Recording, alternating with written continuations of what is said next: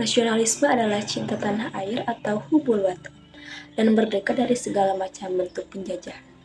Nasionalisme adalah kesadaran keanggotaan dalam suatu bangsa yang secara potensial atau aktual bersama-sama untuk kemakmuran dan kekuatan suatu bangsa.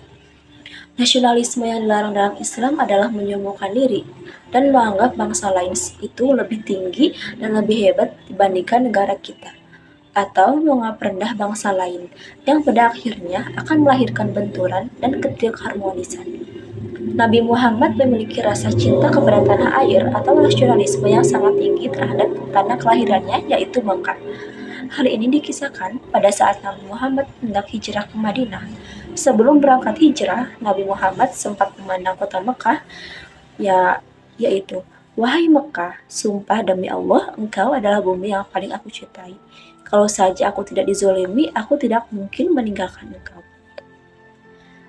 Nah, jadi hubul waton minal iman. Kata Nabi, "Wahai Mekah, engkau adalah negeri yang paling aku cintai." Padahal di Mekah nggak ada apa-apa. Tapi itulah, Allah selalu menghujani kecintaan kepada kota Mekah, yaitu tempat kelahirannya Nabi. Nabi Muhammad SAW mengajak pentingnya persatuan dan kerukunan umat manusia dari berbagai suku, bangsa, dan Nabi Muhammad menekankan kepada kita pentingnya hidup bersama-sama dan hidup damai dan harmonis. Baik, di sini saya akan menyampaikan isu atau konflik nasionalisme yang terjadi di Indonesia hingga saat ini. Adanya organisasi Papua Merdeka atau yang disingkat OPM yang telah beroperasi di Provinsi Papua dan wilayah sekitarnya. Organisasi ini memiliki tujuan untuk memisahkan diri dari Indonesia serta ingin mendirikan negara merdeka Papua Barat. Organisasi ini telah aktif sejak tahun 1960. Organisasi ini telah memiliki berbagai faksi dan pemimpin yang berbeda sepanjang sejarahnya. Organisasi Papua Merdeka atau yang disingkat OPM ini juga terlibat dengan konflik bersenjata dengan aparat keamanan Indonesia dalam beberapa dekade. Organisasi ini juga melibatkan insiden-insiden seperti yang pertama adanya serangan terhadap pos polisi dan militer, yang kedua demonstrasi, yang ketiga adanya tindakan kekerasan lainnya. Organisasi Papua Merdeka atau yang disingkat OPM ini seringkali berargumen bahwa Papua memiliki identitas budaya dan sejarah yang unik, dan bahwa rakyat Papua berhak menentukan nasib mereka sendiri melalui kemerdekaan. Dan mereka juga menyuarakan isu-isu hak asasi manusia dan penindasan politik di Papua. Pemerintah Indonesia telah menanggapi atau menyikapi organisasi Papua Merdeka atau konflik ini dengan tindakan militer dan adanya pembangunan ekonomi dan otonomi khusus bagi Papua. Dan adanya upaya dialog dan perdamaian untuk Papua sendiri, namun konflik ini terus berlangsung hingga saat ini. Dari sudut pandang yang diambil, ada yang menganggap bahwa organisasi Papua Merdeka atau OPM ini merupakan gerakan perjuangan kemerdekaan. Namun, ada dari sudut pandang yang lain menganggap bahwa kelompok ini merupakan kelompok separatis yang beroperasi secara ilegal. Upaya perdamaian untuk konflik ini terus berlangsung hingga saat ini, dan berbagai pihak terus mencari solusi yang adil dan damai untuk menyelesaikan konflik ini.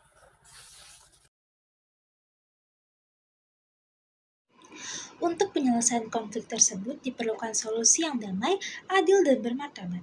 Pendekatan mediasi humanistik dianggap sebagai salah satu solusi untuk mengurangi ketegangan sekaligus mengurangi masalah yang menjadi penyebab konflik di Papua.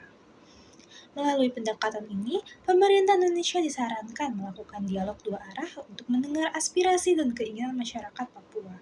Di dalam dialog tersebut, perlu dicari titik temu tentang isu-isu apa saja yang bisa diperjualbelikan, tentunya isu yang layak untuk dicapai kedua belah pihak. Beberapa isu yang berkembang di Papua yang bereaksi terhadap munculnya ketidakpuasan publik di Papua, antara lain masalah optimalisasi pelayanan publik, masalah pembangunan manusia yang masih memperhatikan nilai-nilai budayanya, pembangunan infrastruktur, keadilan politik, masalah rasisme, dan sebagainya masih dalam koridor wacana nasional dan bukan separatisme. Masyarakat Papua juga perlu melibatkan berbagai pemangku kepentingan, antara lain pemerintah daerah di Papua, baik provinsi maupun kabupaten, ormas, masyarakat adat, tokoh masyarakat, tokoh pemuda, dan sebagainya. Mereka adalah kelompok di luar gerakan separatis Papua yang dapat melakukan dialog konstruktif dengan pemerintah pusat untuk menjalin kembali hubungan yang harmonis dengan pemerintah pusat. Setelah dialog sebagai bentuk mediasi dilakukan, barulah pemerintah Indonesia menggandeng dan memperdayakan masyarakat Papua di dalam menyelesaikan persoalan pembangunan di tanah Papua dari segi pendidikan, ekonomi, politik hingga kebudayaan asli di wilayah tersebut. Pemberdayaan masyarakat bisa dilakukan dengan berfokus pada pembenahan dan peningkatan kualitas pendidikan dan kesehatan.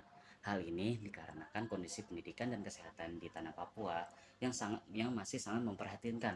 Salah satu aspek di dalam mediasi humanistik yang diterapkan di dalam penyelesaian konflik di Papua adalah dengan mengubah aktor yang terlibat dalam dialog. Selain itu, pemerintah Indonesia juga harus menekankan hasil yang ingin dicapai pemerintah. Sebaiknya tidak hanya fokus pada pembangunan di Papua, namun juga upaya pemulihan situasi di Papua. Pemerintah harus mempertimbangkan aspek lain seperti kekerasan, diskriminasi, dan pemenuhan ketimpangan lainnya.